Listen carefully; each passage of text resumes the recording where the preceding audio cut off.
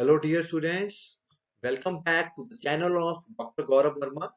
In this video lecture, we will learn the concept of lattices. First of all, students, I request you please like and subscribe my channel, Dr. Gaurav Verma. Now we will start with the definition of lattice. Definition क्या होती है lattice की? Lattice की definition समझने से पहले आपको पता चाहिए पोसेट क्या होते हैं. अगर आपको पोसेट का कंसेप्ट नहीं पता तो प्लीज मेरी पिछली वीडियो वॉच कीजिए. डेफिनेशन ऑफ पोसेट पढ़िए, वो कंसेप्ट समझिए तो लैटिस का कंसेप्ट आएगा. लैटिस में क्या है? अगर कोई पोसेट है P less than equal to, अगर कोई हमारे पास पोसेट है उसको लैटिस तभी बोलेंगे अगर कोई भी दो एलिमेंट ले उस पोसेट में ए और बी, तो उन दोनों एलिमेंट्स की सुप्रीमम और इन्फीमम एग्जिस्ट करनी चाहिए पी में. यानी कि फॉर एनी ए और बी बिलोंगिंग टू पी, उनकी सुप्रीमम सुप्रीमम ए बी की एग्जिस्ट करे, वो पी को बिलोंग करे. इसी तरह उसकी infimum of two elements, infimum A B की, वो भी एग्जिस्ट करे. सुप्रीमम का मतलब होता है अगर कोई एलिमेंट्स ए और बी है तो उसकी सुप्रीमम को लिखते हैं ए ज्वाइन बी, साइन को बोलेंगे ज्वाइन. इनफीमम को लिखेंगे ए मीट बी. यानी कि अगर ए और बी का ज्वाइन एग्जिस्ट करता है और ए और बी का मीट एग्जिस्ट करता है तो हम उस पोसेट को बोलेंगे लैटिस होता है.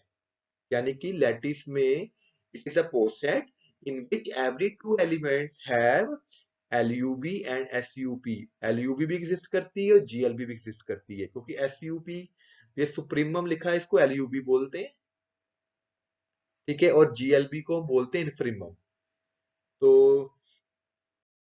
और भी नोटेशंस हैं SUP को लिखने की. जैसे ये भी लिखा गया था, सुप्रीमम को लिखा था हमने A ज्वाइन B. इसको प्लस के साइन से भी लिख सकते हैं, A plus B, A union B भी लिख सकते हैं. ठीक है, इनफीमम को लिख सकते हैं A मीट B को A dot B, A intersection B. ठीक है जी. अब मैं आपको बताता हूँ जो क्वेश्चन सेट थ्योरी वाले होंगे, सेट्स वाले, उसमें हम ये साइन यूज करेंगे सुप्रीमम के लिए. उसमें ए और बी सेट्स का जो सुप्रीमम है that is equal to union. अगर दो सेट्स का इनफीमम वो इंटरसेक्शन हो जाएगा. ठीक है. अगर हमारे पास डिविजिबिलिटी रिलेशनशिप होता है, डिविजिबिलिटी, तो कोई भी अगर सेट है जिसमें डिविजिबिलिटी रिलेशनशिप है वो लैटिस बनाता है. उसमें सुप्रीमम का मतलब होता है कि उन दोनों का एलसीएम, और इनफीमम का मतलब होता है जीसीडी. ये चीज बड़ी ध्यान में रखनी है, यही क्वेश्चन आपको चलने हैं. अगर डिविजिबिलिटी वाले जितने भी क्वेश्चन है, अगर आपको दो एलिमेंट का सुप्रीमम निकालना है, सुप्रीमम को हम एलयूबी भी बोलते हैं. अगर उसने नोटेशन एलयूबी यूज की है तो उसका मतलब एलसीएम निकालना है. अगर इनफीमम का मतलब है जीएलबी, जीएलबी भी बोलते हैं, इसको जीसीडी का बोलते हैं. ठीक है जी. यानी कि सुप्रीमम का मतलब एलसीएम, इनफीमम का मतलब जीसीडी. अगर एलसीएम और जीसीडी निकाल के दोबारा इसी सेट में चल जाएगा तो हम उसको लैटिस बोल लेंगे. यहाँ पे एक बात बोल ली कि जितने भी डिवाइजर सेट होते हैं वो हमेशा लैटिस होते हैं. ठीक है. तो यहाँ पे क्वेश्चन भी डिस्कस करते हैं. जैसे एक हमें एक सेट दिया गया है, ये वाला 1 2 3 5 30, ये वाला, सॉरी ये वाला. ठीक है, आपने चेक करना है कि it is a lattice under divisibility relation. कैसे करते हैं? पहले आपने टेबल बनाना है ऐसे. ठीक है, जो आपके एलिमेंट्स है 1 2 3 5, जैसे राइट में बनाया हुआ है, इनको लिख लो ऊपर भी, फिर उनको नीचे भी लिख लो. क्योंकि आपके पास दो सिंबल है, एक ज्वाइन का, एक मीट का. पहले हम ज्वाइन का बनाएंगे. अब ज्वाइन का क्या मतलब है? यहाँ पे ए ज्वाइन बी का मतलब है एलयूबी, एलयूबी का मतलब होता है एलसीएम. इसी तरह ए मीट का मतलब है जीएलबी, इसका मतलब है जीसीडी. एलसीएम कैसे निकालते हैं? 1 और 1 का एलसीएम कितना होएगा? वो 1 ही होएगा. 1 और 2 का एलसीएम कितना होएगा? 2 होएगा. 1 और 3 का एलसीएम कितना होएगा? 3 होएगा. इस तरह 5, इस तरह 30. ठीक है, तो फर्स्ट रो बन गई इस तरह. ठीक है. सेकंड, 2 और 1 का एलसीएम 2, 2 का एलसीएम 2 ही होएगा. 2 3 का एलसीएम, जो नंबर आपस में नहीं कटते उसका सिंपल मल्टीप्लाई कर, 2 3 का 6 हो गया. 2 5 का एलसीएम 10. अब 2 और 30 का एलसीएम, एलसीएम लेना तो ऐसे भी निकाल सकते हो जिसको नहीं आता, जैसे छोटी क्लास में सिखाया जाता था आप लोगों को. 2, ये हो गया 1, ये 15. आगे तो चलेगा ही नहीं वो. ठीक है ना, आगे 15 ही आ गया. तो 15 को तोड़ोगे ये आ जाएगा यहाँ पे 3,5 है ना. 3 3 into 5 चल जाएगा ना, टूट जाएगा. तो 2 15 30 इस कैल्सियम आएगा. यानी कि पहले यहाँ पे 5 आना था, सॉरी. ठीक है, यहाँ पे आप 3 लिख लेना. फिर आपका यहाँ पे 3 आ जाएगा, फिर 1 1, तो 2 इंटू 5 10, 10 3 30, 30 एलसीएम आ गया। इस तरह सभी एलिमेंट्स का अपने एलसीएम निकाल लीजिए ना, टेबल बनता जाएगा। तो 3 1 का एलसीएम 3 आ जाएगा। ठीक है, जो आपस में कटते नहीं उनको सिंपल मल्टीप्लाई करो, 3 2 का एलसीएम 6 हो गया। ठीक है, तो यहाँ पे ये गलती है भाई, यहाँ पे 6 आएगा। 3 3 का एलसीएम 3, 3 5 का एलसीएम निकाल के देखो तो ये 15 आएगा, यहाँ भी गलती है, ये इट इज 15। ठीक है, 3 30 का एलसीएम 30 आएगा। 5 1 का एलसीएम 5, मतलब कि एक एलिमेंट ऊपर से पकड़ो कि 10 से पकड़ो। 5 2 का एलसीएम 10 आएगा, ये भी बेटा गलत है, यहाँ पे ये गलत है। 5 2 का एलसीएम 10 आएगा, 5 3 का 15, ये भी गलत एंट्री। ठीक है, 5 5 का एलसीएम 5 होगा, 5 30 का 30 होगा। 31 का लास्ट में बिल्कुल ठीक है, 30 30 आएगा। ठीक है जी, तो पहले टेबल में जो ज्वाइन का टेबल है उसमें हमने क्या निकाला है, एलसीएम। जो ज्वाइन निकालना तो आपने एंट्री से एलसीएम कर ही जाना है। ठीक है, अब जो नीचे टेबल है आपका उसमें क्या है हमारे पास, जीसीडी। जीसीडी कैसे निकालते हैं, जीसीडी। अब यहाँ पे ये सिंबल है नीचे वाला, इसका मतलब जीसीडी। जीसीडी का मतलब होता है ऐसा बड़े से बड़ा नंबर जो दोनों को डिवाइड करता है। वन वन को कौन सा नंबर डिवाइड करेगा, वन नहीं करेगा। वन और टू को कौन सा नंबर डिवाइड करेगा बड़े से बड़ा, वन को और टू को, तो वन नहीं करेगा, क्योंकि टू को भी वन डिवाइड करता है, वन को भी वन करता है। थ्री को कौन डिवाइड करेगा, वन। ऐसे है ना, थ्री नहीं ले सकते क्योंकि वन को थ्री डिवाइड ही नहीं करता। हमने ऐसा नंबर लेना है जो दोनों को डिवाइड करता है, वन और फाइव को। ऐसा नंबर बताओ जो वन को भी डिवाइड करता है, फाइव को भी डिवाइड करता है, वो वन आ जाएगा। वन और 30 में वन हो जाएगा। ठीक है, सेकंड लाइन, टू और वन को कौन सा नंबर डिवाइड करता है, वन। टू टू को कौन सा नंबर डिवाइड करता है, यहाँ पे टू आ गया। ठीक है, टू थ्री को कौन सा नंबर डिवाइड करता है, वन। जीसीडी का मतलब है ग्रेटेस्ट कॉमन डिवाइजर, ऐसा नंबर जो दोनों को डिवाइड करता है वो बड़े से बड़ा हो।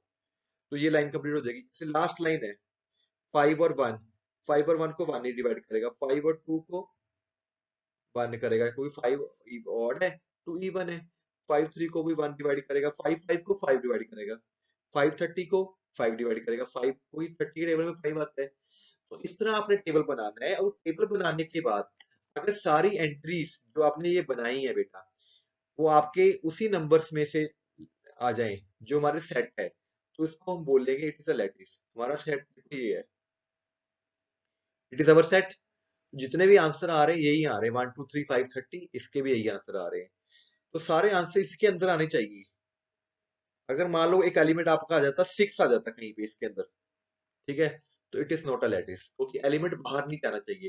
तो जब भी आपने ज्वाइन का सिंबल बनाना है डिविजिबिलिटी वाले क्वेश्चंस में, इसका मतलब है एलसीएम लेना है आपने दोनों का।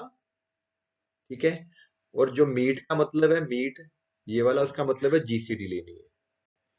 ठीक है, डिस्ट्रीब्यूटिव लैटिस क्या होता है, ये लैटिस जिसमें एक ज्वाइन है एक मीट है, less than equal to relationship है, is called distributive lattice if it obey distributive law. This is called distributive law, ये आपने याद कर लेना है। A join B into C, जैसे इसको प्लस भी बोल सकते हैं आप, प्लस डॉट। ठीक है, तो ये हो जाएगा A plus B dot A plus C. A dot B plus, जैसे आप छोटी क्लास में पढ़ते थे ना, छोटी क्लासों में ऐसे पढ़ते थे आप, A dot B plus C जो होता है that is equal to A dot A dot C. तो यहाँ पे जो डॉट का साइन है वो मीट का है, और ये अपर साइन है ज्वाइन का है। इसको इसमें रिप्लेस कर दो तो आपको याद करना आसान हो जाएगा। ठीक है, अगर हमारे पास पावर सेट का एग्जांपल है सबसेट वाला, तो वो डिस्ट्रीब्यूटिव लॉ को ओबे करते हैं, तो वो डिस्ट्रीब्यूटिव लैटिस होएगा। एक सेट पिछला जो हमने सेट एग्जांपल दिया था 1 2 3 5 वाला, ये लैटिस तो है ही है, पर it is not a distributive lattice. क्यों, क्योंकि ये इसकी लेफ्ट साइड है, ये इसकी राइट साइड है, ये ऊपर वाले लॉ की। ठीक है, दोनों साइडें निकालो, दोनों के आंसर बराबर नहीं आ रहे। 3 5, इसका मतलब क्या, नीचे साइन का मतलब क्या होता है, इसका जीसीडी। 3 और 5 को कौन सा नंबर डिवाइड करता है, 1। ठीक है, अब ये प्लस का साइन आ गया, इसका मतलब हो गया एलसीएम। 2 और 1 का एलसीएम 2 हो गया। अब नीचे साइड को सॉल्व करो, 2 और 3 का एलसीएम, 2 और 3 का एलसीएम तो भाई 6 आएगा। तो यहाँ पे गलती है भाई क्वेश्चन में, है ना, कि हमने एलसीएम लेना है तो वो 6 आना चाहिए था डिविजिबिलिटी में। तो यहाँ पे 6 आ जाएगा, ये लैटिस बनाएगा ही नहीं आपका, इसका मतलब। तो पिछले क्वेश्चन में गड़बड़ थी भाई, वो लैटिस नहीं बनाएगा क्योंकि 2 और 3 का एलसीएम 6 होता है, या इसके अंदर में एलिमेंट और आएगा यहाँ पे शायद 6, वो अपन इंट्रोड्यूस कर लो तभी चलेगा ये क्वेश्चन। ठीक है जी।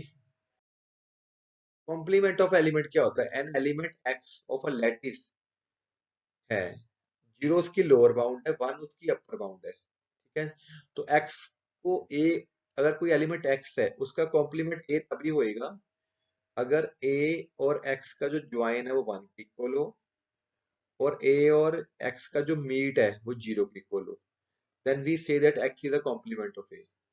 ठीक है, इसको ए डैश से भी नोट करते हैं। एनी एलिमेंट ऑफ लैटिस, किसी भी एलिमेंट का कॉम्प्लीमेंट हो भी सकता है, नहीं भी हो सकता है। Any element of lattice may have more than one complement, किसी एलिमेंट के दो कॉम्प्लीमेंट भी हो सकते हैं। लेकिन यहाँ पे एक खासियत है कि जो जीरो है, जीरो का कॉम्प्लीमेंट वन होता है, वन का कॉम्प्लीमेंट जीरो होता है, ये आपने याद रखना है।